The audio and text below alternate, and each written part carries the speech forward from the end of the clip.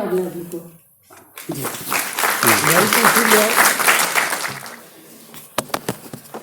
नमो बुद्धाय। माँ शारदा मंच पर हैं, प्रणाम करता हूँ। और हमारे दो वरिष्ठ प्राध्यापक, आप सब इनसे परिचित हैं, इनको भी प्रणाम करता हूँ। नीचे हमारे गुरुवर हैं, है ना, और शिक्षा से संबंधित हमारे प्राध्यापिकाएं हैं, उन सबको भी प्रणाम है। और सारे बच्चे जो यहाँ पर इस हॉल में उपस्थित हैं, उन सबको मेरा आशीर्वाद है।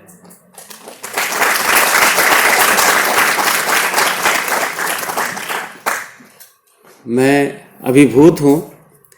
पहले सोचा था कि क्लासरूम में ही बताऊंगा, पर इतना अच्छा सम्मानपूर्वक मेरी वक्तृता होने जा रही है, इसके लिए मैं भगवान बुद्ध को पुनः एक बार स्मरण करता हूँ और परिचय करवाऊंगा। सबसे पहले मैं जातक कथाएं जिस रूप में उपलब्ध हैं आपको बाजार में, असल में वो जातक कथाएं कट पीस हैं, पूरी जातक कथाएं नहीं हैं वो।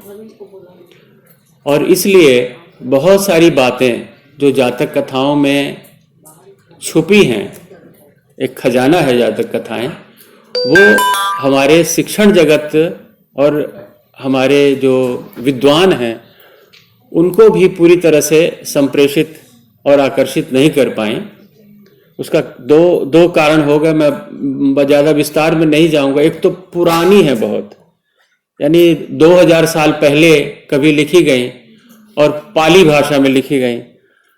तो न तो पाली अभी हमारी बोलचाल की भाषा रही और न ये जो 2000 साल का अंतराल है यही हमारे पास रहा। हम उसके बीच में बहुत सारे उतार चढ़ाव हमारे देश में होते रहे। आपको तो मालूम, मुगल आए, अंग्रेज आए और सारी परिपाटियां बदलती रही, है ना। भारतवर्ष में बहुत ही असमंजस और एक विच्छिन्नता, एक तरह से टर्मोइल जिसको अंग्रेजी में कहते हैं, उस तरह के चरणों से हम लोग गुजरते रहे हैं। और वो चीज़ें जो है परिपाटी के रूप में लुप्त हो गई। कभी विहारों में जातक कथाएं पढ़ाई जाती थी। अच्छा, एक बात मेरे मन में आई है, मैं पूछ ही लेता हूँ। आप सबको बात समझ में आ रही है मेरी ना? जो विदेशी छात्र हैं वो भी समझ रहे हैं? मैं थोड़ा धीरे धीरे बोलूँगा, थोड़ी सरल हिंदी बोलने की कोशिश करूँगा। मेरी आवाज़ तो पहुँच रही है ना? अच्छी बात है। तो पाली भाषा जो है अभी पढ़ाई जाती है, इसमें कोई संदेह नहीं है। बहुत सारे विश्वविद्यालयों में पढ़ाई जाती है। आप पड़ोसी देश है हमारा श्रीलंका, वहाँ पाली की यूनिवर्सिटीज़ हैं, है ना। क्योंकि जो त्रिपिटक लिखा गया था, भगवान बुद्ध के वचन जिसमें हैं, वो उसी भाषा में है। इसलिए पाली जीवंत भाषा है आज भी। जातक कथाएं जो हैं उनको बहुत ही सम्मान पूर्वक हमारे श्रीलंका में देखा जाता है। अभी मैं वहीं था और मैंने देखा कि जिस तरह से हम लोग गुरु ग्रंथ साहब की अर्चना करते हैं, मत्था टेकते हैं, उस ढंग से जातक कथाओं की वहाँ मान्यता है, एक धर्म ग्रंथ के रूप में। तो आप ये हिसाब लगाइए कि ये जो कथाएं हैं ये आपको धर्म के नजदीक ले जाती हैं। लेकिन कैसा धर्म? वैसा धर्म जो आपके आचरण में आ जाए। कोई इसमें ऐसी बात नहीं बताएगी कि आप पूजा कैसे करेंगे, कौन सा मंत्र पढ़ेंगे, इन सब की बातें जातक अट्ठ कथाओं में कहीं नहीं है। लेकिन आचरण में जो चीज आनी चाहिए उसकी बातें उसमें बार बार हमको देखने को मिलती हैं। एक चरित्र उभरता है बोधिसत्व, और वो बोधिसत्व के माध्यम से वो हमें एक सम्यक जीवन जीने की एक परिपाटी बताता है।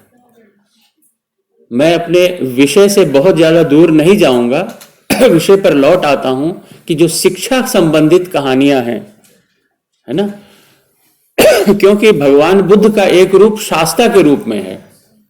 आप लोग भगवान बुद्ध की जो मूर्तियां देखते हैं वहां आप उसे एक भगवान की तरह वंदना करते हैं, लेकिन भगवान का एक रूप है शास्ता के रूप में। शास्ता मतलब होता है टीचर, है ना, एक आचार्य। उस रूप में जब आप बुद्ध को देखते हैं तो वो जातक अट्ठ कथाओं में आपको मिलते हैं।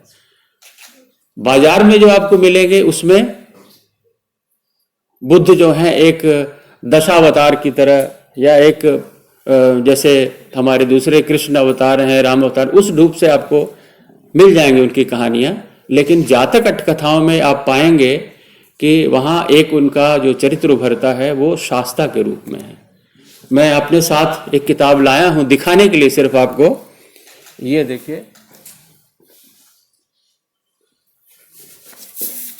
इसमें आपको ये जातक अट्ठ कथा के नाम से 6 ग्रंथ, और अब 7वां भी आ गया है उसके परिशिष्ट के रूप में, तो 6 ग्रंथ आपको ये साहित्य सम्मेलन प्रयाग से छपे हुए हैं। मैं इसलिए बता रहा हूं कि वो जो मार्केट में है वो आपको छोटी छोटी कहानियों मिल जाती हैं, उसमें पूरी कहानियां कहीं नहीं है। अगर आपको पूरी कहानी पढ़नी होगी तो आपको इस ग्रंथ का सहारा लेना पड़ेगा। मैं डॉक्टर साहब से कहूँगा कि आपकी लाइब्रेरी में भी ये मंगवा के रख लें, और इसमें ये बहुत अच्छी सामग्री, चूँकि आपके यहाँ बीएड और एमएड कोर्स चलते हैं, इसमें से बहुत अच्छी कहानियाँ आपको प्राप्त होंगी। कैसी कहानियाँ, उनका अभी मैं आपको दर्शन करवाऊँगा अपने इन कहानियों के माध्यम से, किस तरह से उसमें शिक्षा की व्यवस्था की जा रही है, ये ऐसी कहानियां सुनाऊंगा। एक बहुत ही प्रचलित कहानी है तिल मुट्ठी जातक, वो हमने बचपन में भी पढ़ी थी। तब उसके साथ भगवान बुद्ध नहीं थे उस कहानी में जुड़े हुए। वो कहानी इस तरह आती है, आप लोग भी कभी देख लेंगे, कि एक राजा का लड़का है, वो आचार्य के यहाँ पढ़ने के लिए गया है। आचार्य उसको साथ लेकर के नहाने के लिए जाते हैं। अब किनारे उनके कपड़े रखे हैं, जो छात्र है वो बाहर कपड़ों की निगरानी कर रहा है, और वहीं पास में एक बुढ़िया जो है वो तिल बेच रही है। अब लड़का टाइम पास करने के लिए एक मुट्ठी तिल वहां से मुट्ठी में भर लेता है और धीरे धीरे खाने लगता है। अब बुढ़िया उसको देखती है लेकिन कुछ नहीं कहती। नहा के वो लोग चले जाते हैं। दूसरे दिन आचार्य फिर आते हैं, वो लड़का साथ में है और वही करता है। आचार्य नहाने के लिए घुसे, इधर लड़का जो है एक मुट्ठी तिल वहां से लेता है और धीरे धीरे खाता रहता है। बुढ़िया तब भी कुछ नहीं कहती, लेकिन चुप करके देखती रहती है उसको। तीसरे दिन यही फिर होता है। अब जो है बुढ़िया तिल मिला जाती है और बच्चे को कुछ नहीं कहती, लेकिन जैसे ही वो आचार्य निकलते हैं नहा करके, तो वो शोर डालना शुरू कर देती है कि ये क्या, ये लोग शिक्षक हैं, ये लोग क्या हमारा माल लुटवा दे रहे हैं, यही सब बच्चों को शिक्षा दे रहे हैं, है ना। और अनाप शनाप भी बोल दिया होगा। अब आचार्य जो है वो थोड़ी सी घबराते हैं और कहते हैं कि भाई इसमें क्या है, तिल के तुम जितने पैसे होते हैं पैसे ले लो। तो बुढ़िया कहती है कि पैसे की इसमें क्या बात है, पैसे का कहां से सवाल आया, मैं तो कह रही शिक्षा आप लोग कैसी दे रहे हैं, तो फिर चाहती क्या हो। कहती भाई इसको ऐसा समझाइए, आप ऐसा सिखाइए कि फिर दोबारा ये इस तरह का अपराध न करे, ऐसी गलती फिर न करे।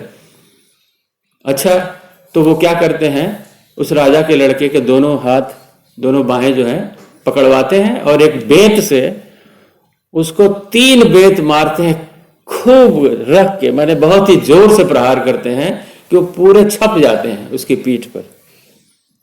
अब वो लड़का जो है वो राजकुमार तिलमिला के रह जाता है, लेकिन उसके मन में एक द्वेष की भावना, एक जो वैर की भावना है वो उसमें भर जाती है।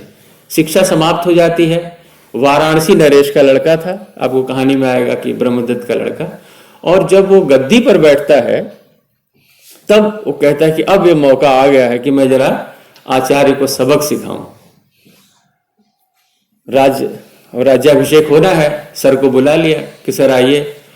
सर के मन में ये भावना है आचार्य के कि भाई ये लड़का अभी जवान है, पता नहीं है ना, बैर इसने पाला है, तो कह देते हैं कि भाई अभी एग्जाम चल रहे हैं या इस ढंग से कुछ अभी नहीं आ पाएंगे।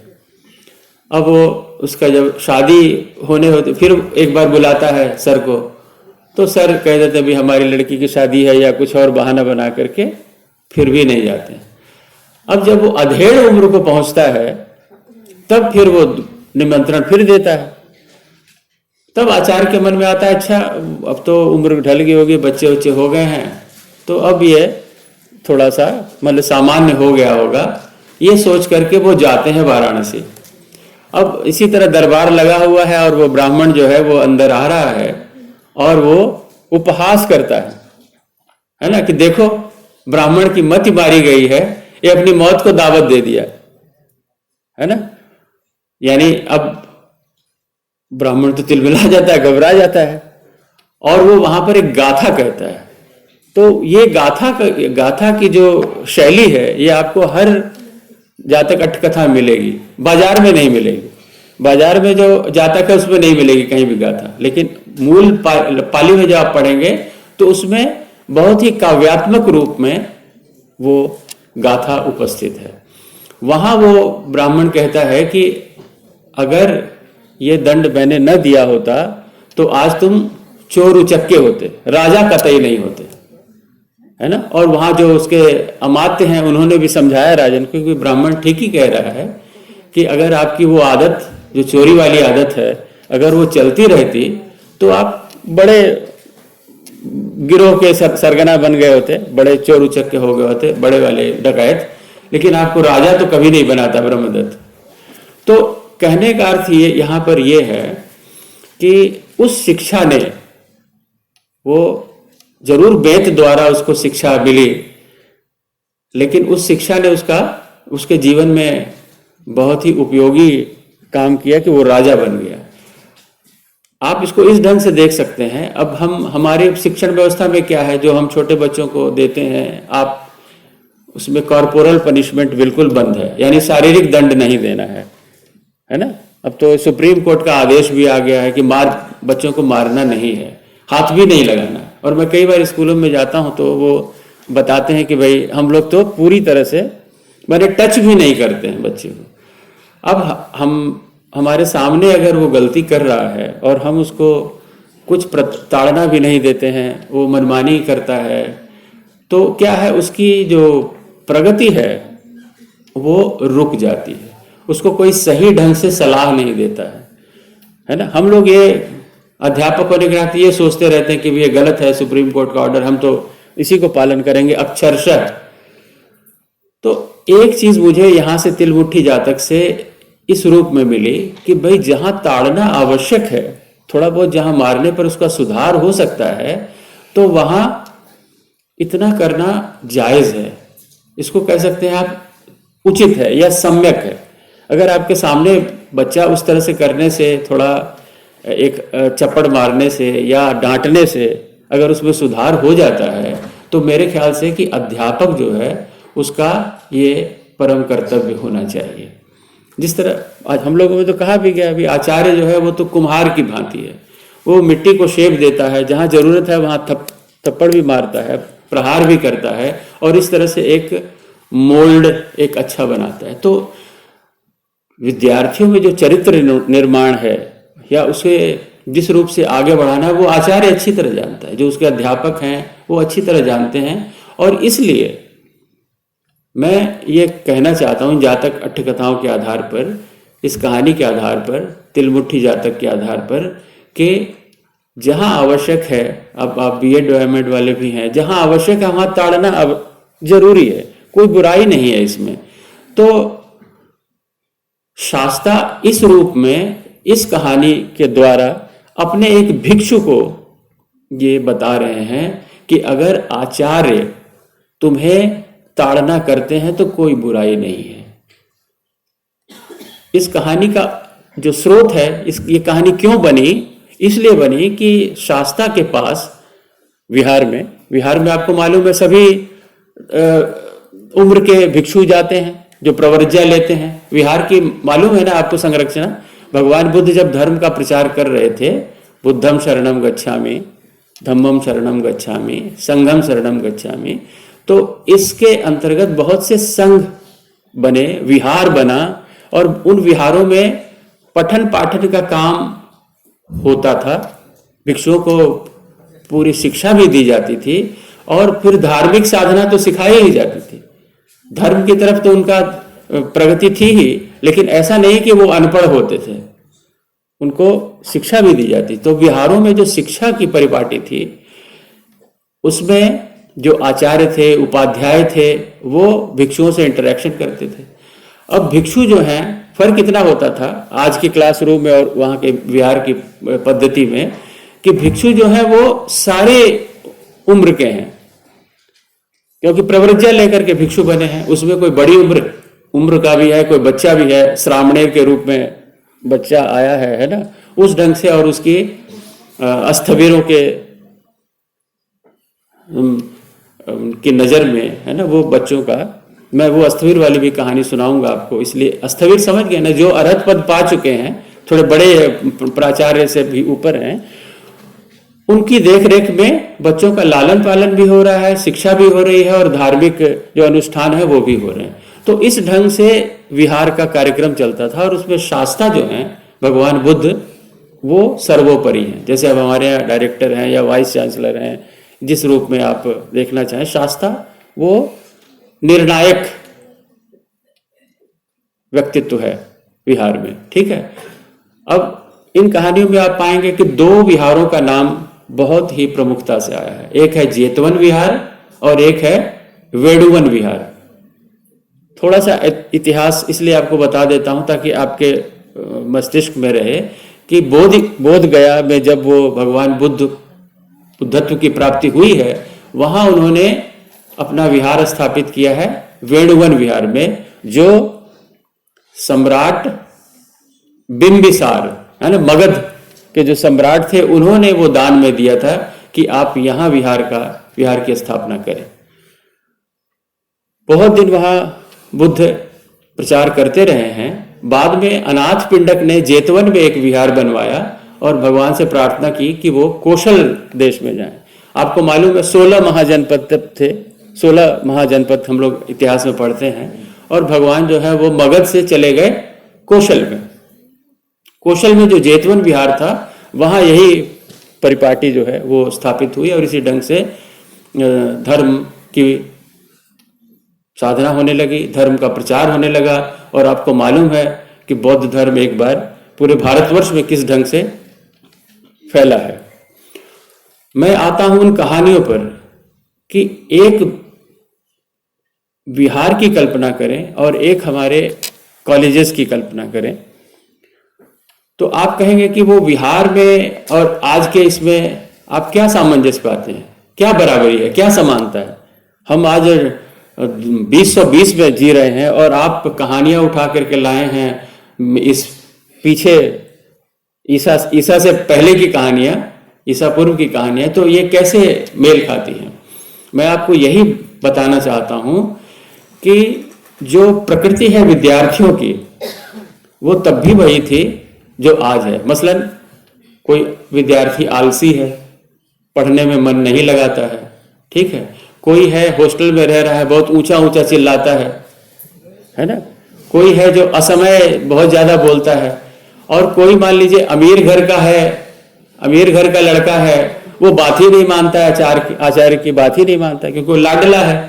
आप समझ रहे। तो आप देखिए कि स्वभाव तो तब भी वही थे, आज भी हमको वही स्वभाव मिलते हैं, है ना। किसी को हम बच्चे को, कोई ऐसा बच्चा भी आता है वो सामने से सवाल जवाब करना शुरू कर देता है, आचार्य से झगड़ा करना शुरू कर देता है।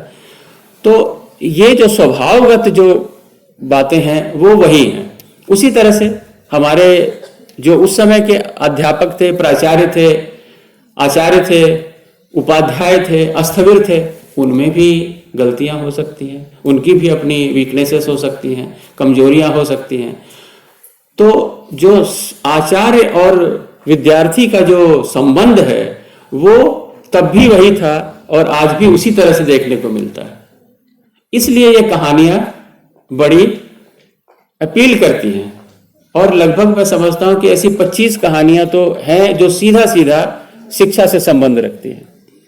मैं कुछ कहानियों की तरफ आपका ध्यान चाहूंगा, जैसे तिलमुट्ठी जातक एक बहुत बड़ी समस्या को लेकर के जो आज भी बहुत मौजूद है, आज भी बहुत क्या उसे कहते हैं कि हमें अपील करती है, आज भी हमारे मतलब की है, वो हम जगह जगह बताते हैं कि अगर आवश्यक है तो बच्चे को ताड़ना दी जानी चाहिए।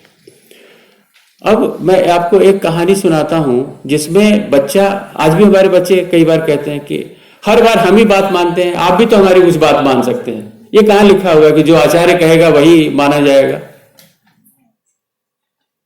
है ना? आप देखिए कई बार ऐसे आज की पीढ़ी जो है कई बार ऐसे सवाल करती है कि हम ही क्यों बात माने, आप क्यों नहीं हमारी बात मान सकते।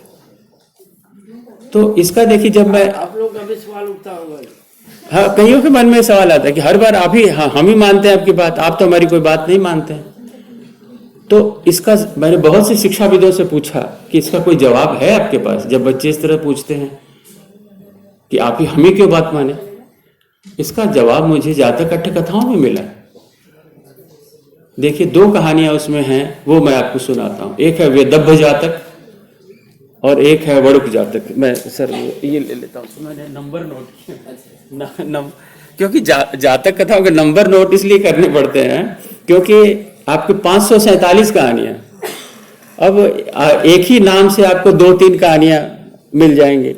तो ये जानना मतलब आवश्यक है कि आपका किस नंबर की कहानी है। इसलिए नंबर साथ में लिख करके आप देखेंगे कि जातक कट्ठ कथा में भी सबके नंबर लिखे हुए हैं, कहानी नंबर इतना है और उसमें ये बात आई है। फिर उसका क्रॉस रेफरेंस दिया जाता है कि ये बात को फलानी नंबर कहानी में लिखा गया है ना। तो इस तरह से क्रॉस रेफरेंसेस भी मिलते हैं। तो जब मैं शोध कर रहा था तब मुझे लगा कि ये कितना बड़ा ग्रंथ होता, अगर ये सारी चीजें लिखी जाती एक साथ तो इसके 6 नहीं 16 वॉल्यूम हो जाते। तो उस समय जो संकलन करता थे जातक कट्ठ कथाओं के, उन्होंने इस ढंग से इसको लिखा है और एक एक लाइन में आप समझिए कि गागर में सागर भरा हुआ, पूरी घटना को वो 2 लाइनों में लिख देते हैं। अब जब आप उन कहानियों को पढ़ेंगे तो आपको ये ध्यान देना होगा कि कहानी कहाँ कही गई है और उसके पात्र कौन कौन से हैं, बोधिसत्व उसमें क्या कह रहा है। इस ढंग से उसका विश्लेषण करके तब आप उस कहानी का मर्म पाते हैं। और सर मैं बताऊं कि लगभग 400 कहानियों को मैंने नए रूप में, जो आज की शब्दावली है, इसमें लिख डाला है। कालांतर में